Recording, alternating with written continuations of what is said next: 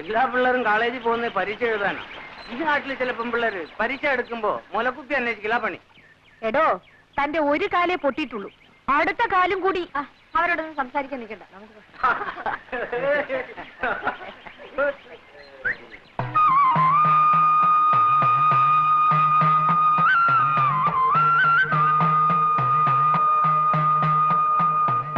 ശോഭേ, നാട്ടിൽ വന്നിട്ട് നീ എന്നെ തിരക്കിയതും കൂടി ഇല്ലല്ലോ.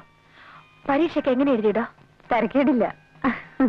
ശോഭേ, വരൂ കുട്ടി, നിൽക്കാൻ നേരമില്ല. എന്നാ ഞാൻ വരട്ടെ. ആ കുട്ടിയായിട്ട് വലിയ ചങ്ങാത്തൊന്നും വേണ്ട, അതിനോട് മിണ്ടിയാ മതി. നിനക്കൂടെ ചീത്തപ്പേരാ. വരൂ.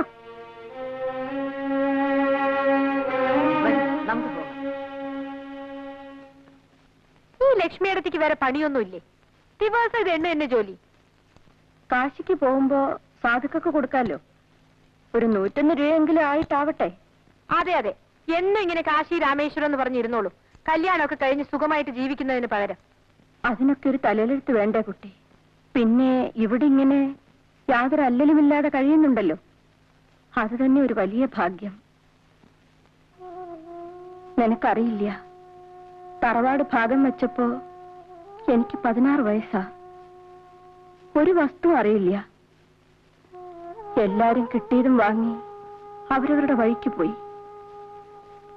ലക്ഷ്മിയടത്തേക്ക് മാത്രം ആരും ഉണ്ടായിരുന്നില്ല. അമ്മയില്ല, അച്ഛനുമില്ല. ഇനിയിപ്പോ അതൊക്കെ എന്തിനാ പറയണേ? എന്റെ അമ്മയില്ലാന്ന് വെച്ചാ ഇന്ന് ഞാൻ ഉണ്ടാവായിരുന്നില്ല. ലക്ഷ്മിയടുത്തി കിടന്നുറങ്ങേ, എനിക്ക് ഉറക്കം വരുന്നു.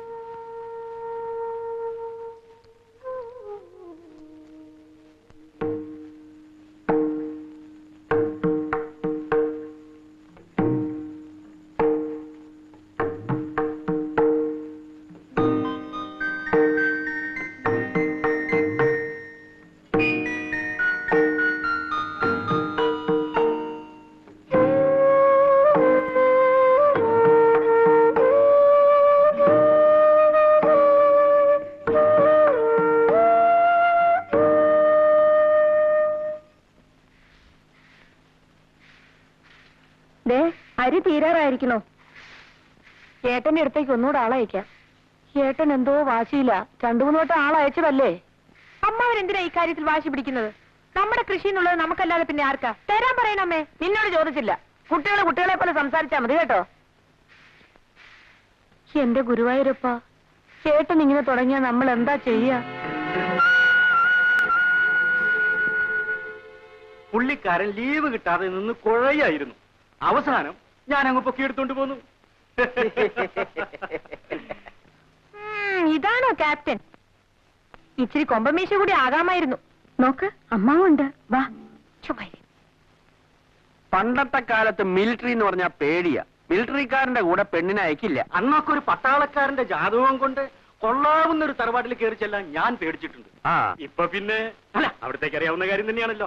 IAS, ഡോക്ടർ, മിലിറ്ററി ഓഫീസർ, ഇതൊക്കെ കഴിഞ്ഞ ബാക്കിയുള്ളവർക്കൊക്കെ ഡിമാൻഡ് ഉള്ളു. ഇതാ കുട്ടി. ഈ ഒരു കല്യാണവും കൂടി അങ്ങ് നടന്നാൽ ഇവിടത്തേക്ക് ഇനി മരുമോളുകെട്ടിയായിട്ട് വേറെ ആരുമില്ല. എന്താ? അതെ.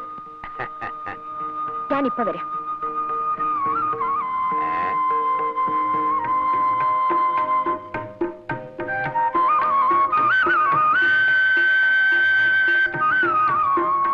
കല്യാണിക്കുട്ടിക്ക് ധാരാളം കത്ത് വരാറുണ്ടെന്ന് തോന്നുന്നു. മുമ്പൊക്കെ വെക്കേഷനിൽ വീട്ടിൽ വന്നാൽ കത്തിന്റെ ബഹളമായിരുന്നു. ഇപ്പൊ ഫ്രണ്ട്സിനെല്ലാം എനിക്ക് എഴുതാൻ പേടിയാ. പിന്നെ ചിലരൊക്കെ എഴുതും. കുട്ടിക്ക് അത്തയ്ക്കാൻ ഫ്രണ്ട്സ് എന്തിനാ പേടിക്കുന്നത്? അതങ്ങനാ.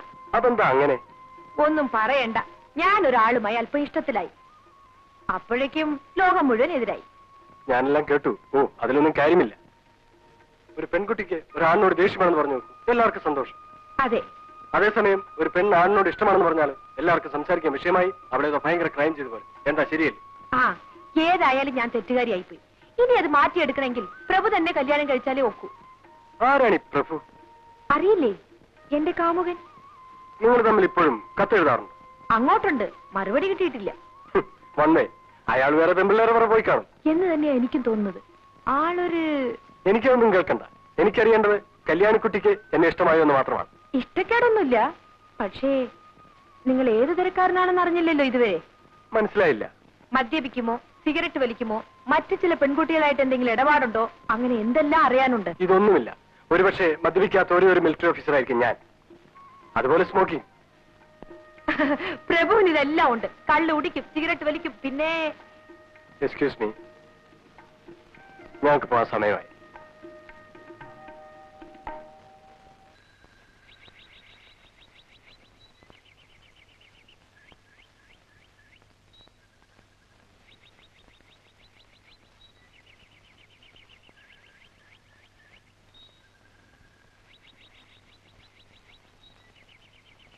ഇനി ആരും ഈ കാര്യവും പറഞ്ഞ് എന്നെ ബുദ്ധിമുട്ടിക്കാൻ നിൽക്കണ്ട. ഈശ്വര, മുഖത്ത് കയറി വന്ന ശ്രീദേവിയായിരുന്നു. ശ്രീദേവി അത്ര ഈ മൂശായിട്ട് ഇരിക്കുന്നിടത്ത് എങ്ങനെയാണ് ഈ ശ്രീദേവി കയറി വരിക? അവരെന്താ പറഞ്ഞത്? എന്ത് പറയാൻ, ഇത് നടക്കില്ല അത്ര തന്നെ. കാര്യം എന്താണെന്ന് എനിക്ക് അറിയാൻ പാടില്ല, അറിയാനോട്ട് താല്പര്യവുമില്ല. നിനക്കറിഞ്ഞിട്ട് വളരെ നിർബന്ധമാണെങ്കിൽ ഈ മൂശായിട്ടോട് ചോദിച്ചു നോക്ക്, അവരെന്തൊക്കെയാ പറഞ്ഞ് ധരിപ്പിച്ചു വെച്ചിരിക്കുന്നത്.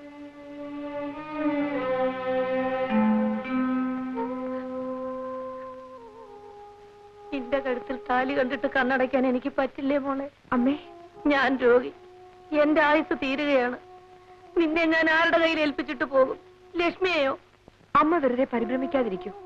അതിന് തക്കവണ്ണം ഇവിടെ ഒന്നും ഉണ്ടായില്ലല്ലോ, ഇല്ലേ? അമ്മേ, എനിക്ക് മിലിറ്ററിക്കാരനെ കല്യാണം കഴിക്കാൻ ഇഷ്ടമല്ലമ്മേ. അതെന്താ? അല്ലെങ്കിൽ ഈ തറവാട്ടിന് എന്തോ ശാപം കിട്ടിയിട്ടുണ്ട്. ഈ തറവാട്ടിലെ പെണ്ണുങ്ങൾക്കൊന്നും ഭർത്താക്കന്മാർ വാഴൂല. അമ്മയ്ക്ക് എന്നെ കിട്ടി, അച്ഛൻ മരിച്ചുപോയി. ലക്ഷ്മിയടത്തിക്കാണെങ്കിലോ അങ്ങനെ ഒരു ബന്ധമേ ഉണ്ടായില്ല. പിന്നെ വല്ല യുദ്ധവും വന്ന് എന്റെ മിലിറ്ററിക്കാരൻ ഭർത്താവ് അങ്ങ് മരിച്ചുപോയാലോ? പിന്നെ പിന്നെ അമ്മ വെറുതെ വിഷമിക്കാതിരിക്കും. അമ്മ ഒന്ന് കിടക്കും. വരൂ അമ്മേ, വാ.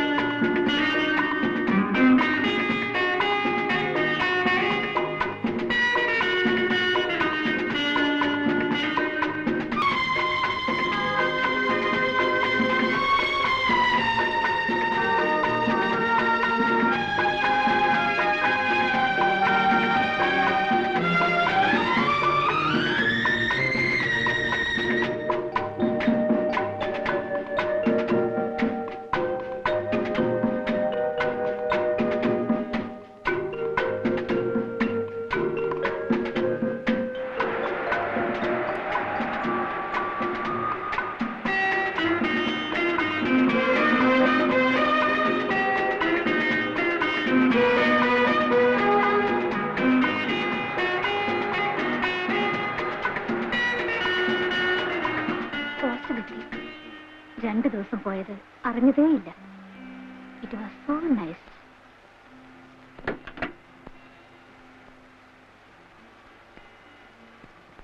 ഇത് എപ്പോഴാണ് കാണാം? എപ്പോ വിളിക്കും? വിളിക്കാം.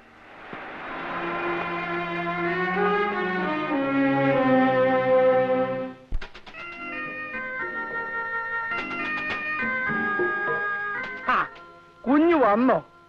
ഇന്നും ഇന്നലെയൊക്കെ ആയിട്ട് ആരൊക്കെയോ ഫോൺ ചെയ്യുന്നു. ആരൊക്കെ? അങ്ങനെ ചോദിച്ചാൽ എങ്ങനെയാ ഓർക്കാൻ പറ്റുക? ഒന്നോ രണ്ടോ പേരായിരുന്നെങ്കിൽ എളുപ്പമുണ്ടായിരുന്നു.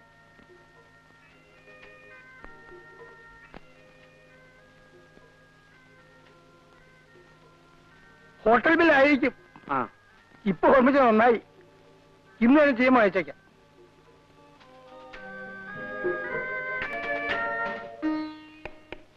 വളരെയധികം സംസാരിക്കണമെന്നുണ്ട്.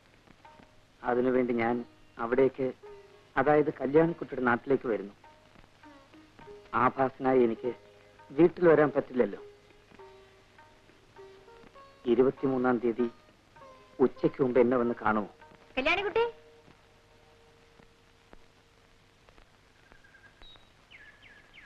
എന്താ ഭവാനി? ഇതാരാ വന്നിരിക്കണം നോക്കൂ. ശോഭേ, ശോഭേ, എന്താണോ വഴി തെറ്റിയോ? എന്നാ ഞാൻ ആ മുക്കിലിരിക്കാം. ശരി. വേറെ എവിടേക്കോ ആണെന്ന് പറഞ്ഞിട്ടാ പോന്നിരിക്കുന്നത്. അത് കണ്ടറിയാം.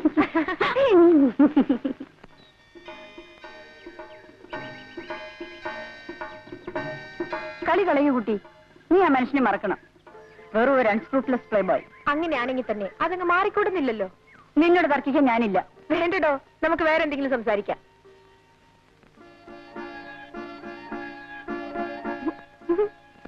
നിന്റെ ഗുണത്തിന് വേണ്ടിയിട്ടാണ് പറയുന്നത്. വീടോ, കല്യാണി രക്ഷിക്കാൻ കല്യാണിക്കറിയാം. ചുമ്മാ ഇരിക്കടോ.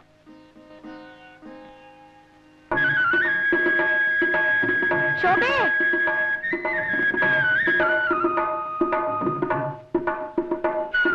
നിനക്കെന്നോട് പിണക്കൊന്നുമില്ലല്ലോ? ഞാൻ പോട്ടെ.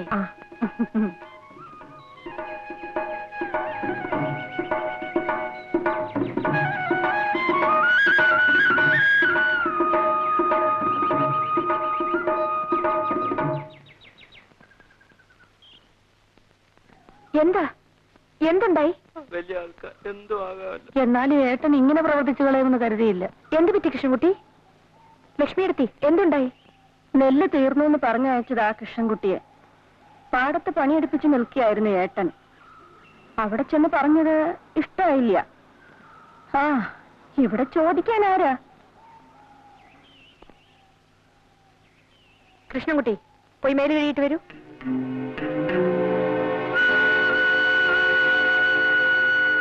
അമ്മാവാജിമാവൊന്നും നീ വിളിക്കണ്ട. വന്ന കാര്യം വെച്ചാ പറഞ്ഞു തൊളിച്ചങ്ങൾ പൊക്കോ. കാര്യം പറയുന്നതിന് മുമ്പ് അമ്മാവൻ ഇങ്ങനെ ദേഷ്യപ്പെടുന്ന എന്തിനാ? നെല്ലിന്റെ കാര്യം ചോദിക്കാനായിരിക്കും. അതുകൊണ്ട് എന്നാ കേട്ടോളൂ.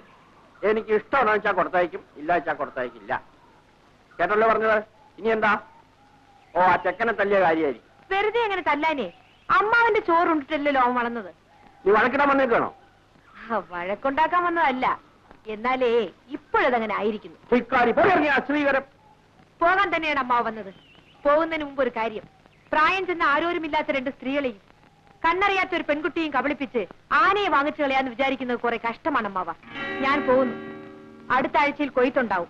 ഇനി തൊട്ട് എന്റെ നിലകൾ ഞാൻ തന്നെ കൊയ്ച്ചോളാം. അവിടെ അമ്മാവന്റെ ജോലിക്കാരെ പറഞ്ഞു വിടരുത്.